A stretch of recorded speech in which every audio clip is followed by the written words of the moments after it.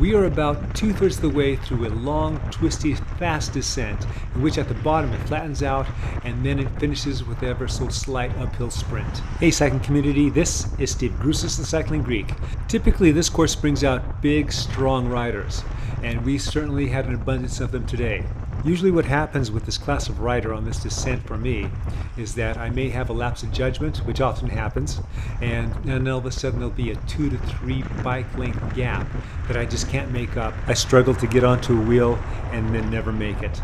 I was feeling good today. I wanted to see how I would do in the sprint against them. The first thing I had to do was not lose concentration, and that was going to be pretty easy today because I was focused.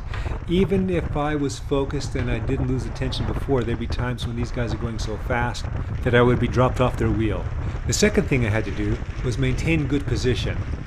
And the third thing was use as little energy as possible. A few moments ago you may have noticed that Dr. Chris came up beside me, then went up in front of me. And that was perfect, because I was a little concerned about being in fourth position this far out from the finish. I've also taken stock of who is where and who I have to watch out for. So one of the big sprinters is behind me, and actually there's a couple behind me. So the person that's right behind me is Chris B. He is a climber and not a sprinter typically. Behind him is Scott. Now Scott's been off the bike for a while, so I really don't have to worry about him, and behind him is Big Dan. Big Dan carries a lot of muscle, and he's got a lot of firepower in a sprint. But he's far back, and he may be a little worn because of the course that we've been on thus far. There's still a lot of time, and they can surprise me. Now the other two I have to watch out for are in front of me. The guy right in front of me is Terry. He's an all-arounder, and he has a pretty good punch on the sprint. And the guy in front of him, well, that's MMA Robert. He has a lot of explosive strength. Those are the two I really have to watch out for. Now the guy in the front is Dave. Dave is not a sprinter, but we were thinking that we were going to have to test his caffeine levels earlier in the ride because he was going real strong, and he's typically a very strong rider with a triathlon TT background. If I jump and I don't jump hard, then he's just going to pull me back, and he's going to pull the other sprinters with him. The major problem for me on this course with this run into the finish is that I am not a sprinter. Therefore, the only chance I'm going to have with these guys is I'm going to have to go a little sooner. If I go too soon, like I've done many times in the past, I'm just going to burn out, and then I'm just going to be crawling in as they sprint by me. If I wait too long and let someone jump first, well, the odds are that there's no way I'm going to be even able to get on their wheel. So going early, but not too early, is going to be the trick. Dr. Chris has since moved to the back, and now I'm in fourth position, and this is a good position for me at this point. Now obviously I'm not seeing what's going on behind me, but I see Scott there now that I have the camera downloaded, and Big Dan's back there too. I'm still feeling pretty good and anticipatory. Now the others, they may be doing the same thing.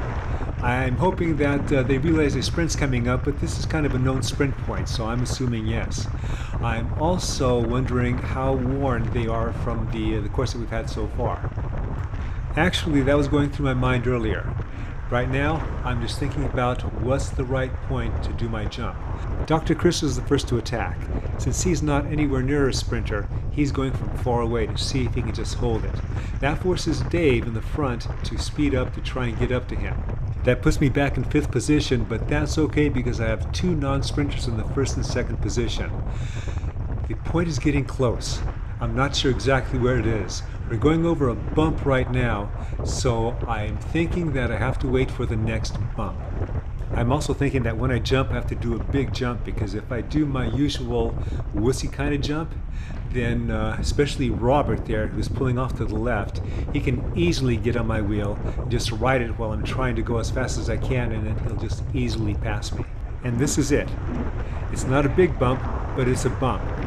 Now the others are just letting me go, so I'm thinking maybe, and Chris is going after me.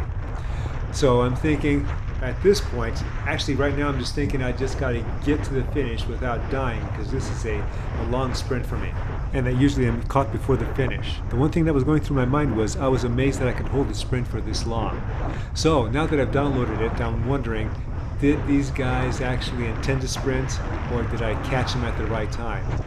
So I'm going to go with I caught them at the right time.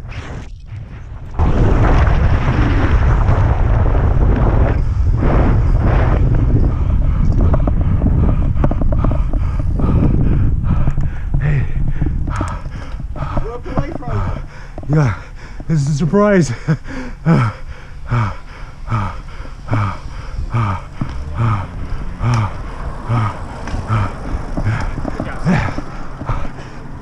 I'm definitely putting that on my video.